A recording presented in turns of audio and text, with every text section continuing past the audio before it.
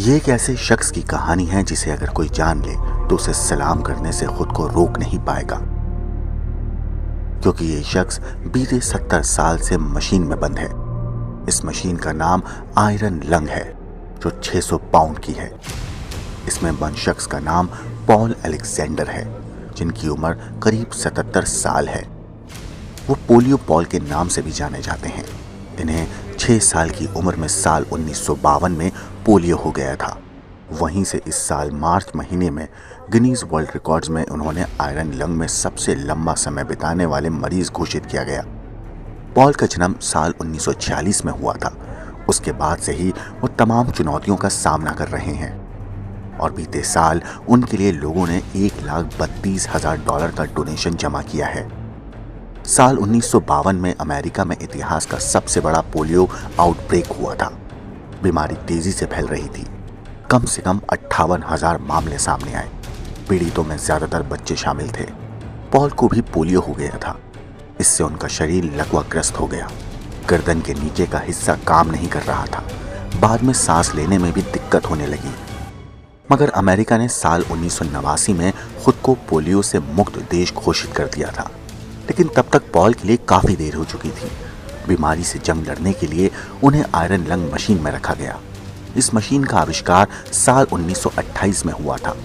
तकनीक के विकसित होने के चलते 60 के दशक के बाद ये बननी बंद हो गई। फिलहाल पॉल इसमें रहने वाले दुनिया के इकलौते इंसान हैं। तकनीक विकसित हो गई, लेकिन पॉल ने इसी मशीन में रहने की बात कही। वो इसे नहीं छोड़ना चाहते थे। पॉल ने साल 2020 में द गार्जियन से बात करते हुए कहा था कि जब तक नई मशीनों का आविष्कार हुआ, उन्हें अपनी पुरानी मशीन में रहने की आदत हो चुकी थी। उन्होंने मशीन के बाहर से सांस लेना भी सीख लिया, जिसे फ्रॉग ब्रीथिंग तकनीक कहा जाता है। पॉल ने धीरे धीरे थेरेपिस्ट के कहने पर हवा को ट्रैप करना और मसल्स को ट्रेन करना शुरू कर दिया। उन्होंने इतना कुछ सहने के बावजूद भी अपने सपनों को पूरा करने के लिए कोशिश करना जारी रखा। पॉल ने अपनी पढ़ाई पूरी की और एक किताब भी लिख ली। वो अपने मुंह की मदद से ही पेंटिंग भी कर लेते हैं। पॉल ने अपना हाई स्कूल पास किया, कॉलेज से ग्रेजुएशन की, वकालत में डिग्री हासिल की, दशकों तक वकालत की और एक बायोग्राफी भी लिखी। उन्होंने 2021 में दिए एक इंटरव्यू में कहा था, मैंने कभी हार नहीं मानी और मैं अभी भी हार नहीं मानूंगा। अब क्योंकि पॉल बूढ़े हो गए हैं, इसलिए उन्हें 24 घंटे केयर की ज़रूरत होती है। वो अमेरिका के डलास में रहते हैं।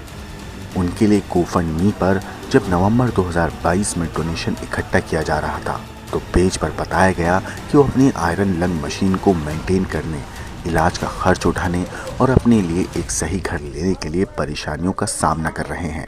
वो एक कमरे के अपार्टमेंट में रहते हैं जिसमें खिड़की भी नहीं है। उन्हें चोरी का पीड़ित भी बताया गया है।